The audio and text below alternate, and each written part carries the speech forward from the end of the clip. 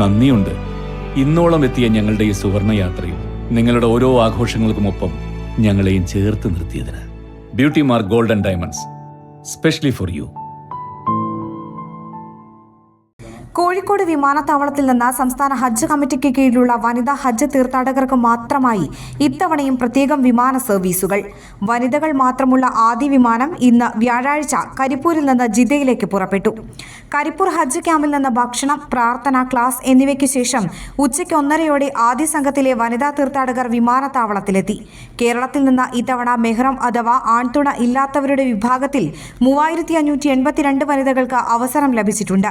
അവരിൽ 1991 വനിതകൾ യാത്ര ചെയ്യുന്നത് കോഴിക്കോട് വിമാനത്താവളം വഴിയാണെന്ന് Hajj assistant secretary N. Muhammad Ali പറഞ്ഞു. ആകെ കേരളത്തിൽ മൊത്തമായിട്ട് പോകുന്ന ലേഡീസ് വിത്തൌട്ട് മെഹറമില്ലാത്ത സ്ത്രീകൾ 3582 പേരാണ് പോകുന്നത്. 3582 ലേഡീസ് വിത്തൌട്ട്. അതിൽ കോഴിക്കോട് നിന്ന് പോകുന്ന ലേഡീസ് വിത്തൌട്ടും 1991 പേരും, കൊച്ചിയിൽ നിന്ന് 832 പേരും, കണ്ണൂരിൽ നിന്ന് 587 പേരുമാണ് പോകുന്നത്. ഇപ്പോൾ കാലിക്കറ്റിനകത്ത് തുടങ്ങിയിട്ടുള്ളത് ഇന്ന് 166 പേര് പോകും, നാളെ 498 പേര് പോകും. ബാക്കിയുള്ള ദിവസങ്ങളിൽ ബാക്കിയുള്ള ആൾക്കാർ പോകുന്നത്.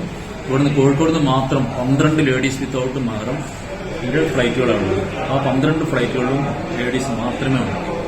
കോഴിക്കോട് വഴിയുള്ള വനിതാ തീർത്ഥാടകർക്ക് മാത്രമായി ഈ മാസം 28 വരെയുള്ള 12 വിമാനങ്ങളാണ് നിലവിൽ ക്രമീകരിച്ചിട്ടുള്ളത്. കഴിഞ്ഞ വർഷവും വനിതാ തീർത്ഥാടകർക്കായി പ്രത്യേക വിമാന സർവീസുകൾ ഏർപ്പെടുത്തിയിരുന്നു. ഇവർക്കൊപ്പം വനിതാ വോളണ്ടിയർമാർ അനുഗമിക്കും.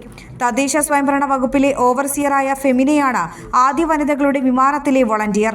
സംസ്ഥാന ഹജ്ജ് കമ്മിറ്റി മുഖേന രാജ്യത്തിനകത്തും പുറത്തുമുള്ള 6 വിമാനങ്ങൾ വഴി ഇത്തവണ 17,883 തീർത്ഥാടകരാണ് പുറപ്പെടുന്നത്. അവരിൽ 10,604 പേരും സ്ത്രീകളാണ്.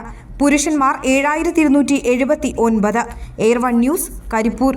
സാധാരണക്കാരുടെ കുടുംബ വസ്ത്രാലയം ഷാദി സിൽക്സ് ഇനി കൂടുതൽ സൗകര്യങ്ങളോടെ മികച്ച കളക്ഷനും വിശാലമായ പാർക്കിംഗും.